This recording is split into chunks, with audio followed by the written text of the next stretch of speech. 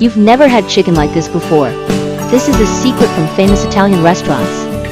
I've got these 2 chicken breasts here, and I'm gonna slice them in half to get them ready for the next ingredients.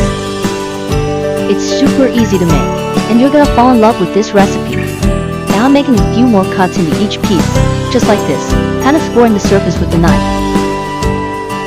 I'll add 1 teaspoon of salt. To boost the flavor even more, I'm adding half a teaspoon of black pepper. Now I'm tossing in 1 teaspoon of garlic powder. These ingredients together, total flavor bomb. It's so worth it. Time to add some chopped mozzarella as much as you like. And finishing it off with some parsley to taste. You'll see how beautiful this dish turns out, really impressive. I sliced up a tomato and I'm placing 1 slice on each piece just like this. Now just roll everything up, no rush. And hey, before I forget, tell me what city you're watching from so I can send a special shout out. Today's shout out goes to Jason Miller from Asheville, North Carolina. I'm so glad you're enjoying the recipes, man. Once it's all rolled up, I'll move it to a baking dish.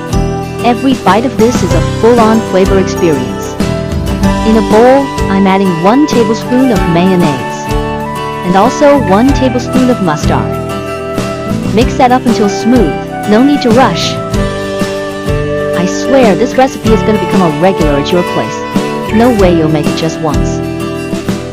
No mystery here, just follow the steps.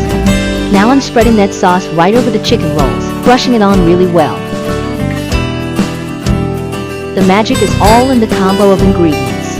If you get the amounts right, it turns out perfect.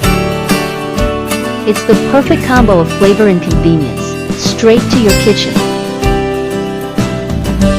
I'm gonna pop it in the oven at 350 degrees Fahrenheit for 25 minutes. After that, I'll sprinkle some more chopped mozzarella over the top. Bet you're realizing how easy this is. Honestly, even if you're not a kitchen pro, you've got this. I'll top it off with some parsley to taste.